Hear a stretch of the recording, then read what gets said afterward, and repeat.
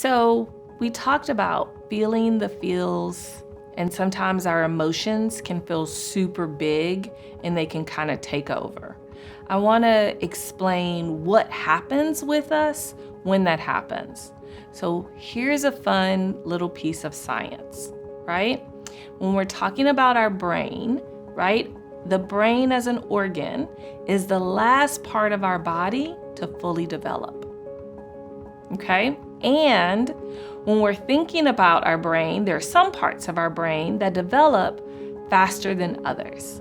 So let's say that my arm is our spinal column. And what I'm going to show you is Dan Siegel's hand-brain model. This is not my brilliance. It's Dan Siegel. You can Google him and he'll probably do it better.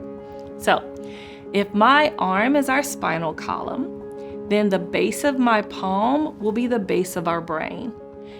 And then if I take my thumb and I fold it over, this is going to be the limbic system. And the only thing you need to know about the limbic system for now is that the amygdala is in the limbic system, and that's our emotional center. So when we're feeling super big feels, we're super mad, we're not thinking, we're just mad, that's because our amygdala is firing off. And if you notice, the amygdala is resting right at the part of our hindbrain. And the part of our hindbrain, and what that does is our autonomic nervous system. So all the things that's really important to keep us alive that we don't think about. Breathing, digestion, heartbeat, all of those pieces, right? And so we're going to take our hand and fold it over, and we're going to just say it's the rest of our brain, okay? Then I want to point out these knuckles right here.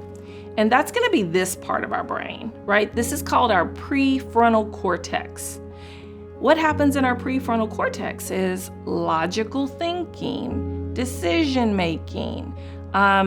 We call it executive functioning, right? All of that happens in our prefrontal cortex. The brain develops in phases.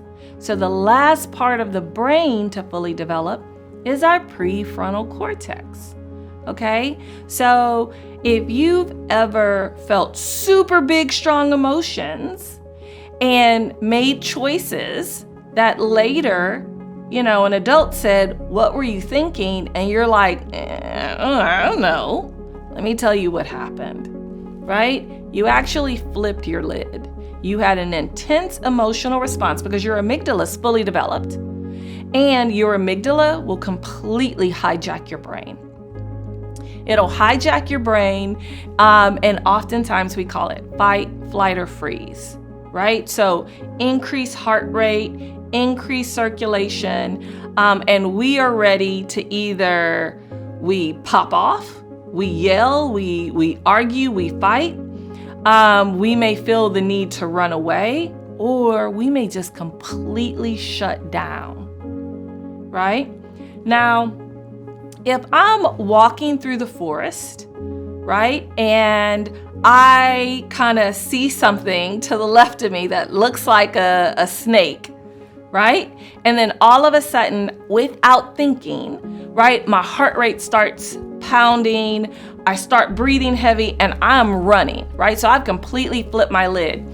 But I'm not even thinking, oh, that's a snake, I should run away. No, I see something, I start running, and then I start thinking, what just happened there? Oh, I think that was a snake while I'm running away. That makes complete sense.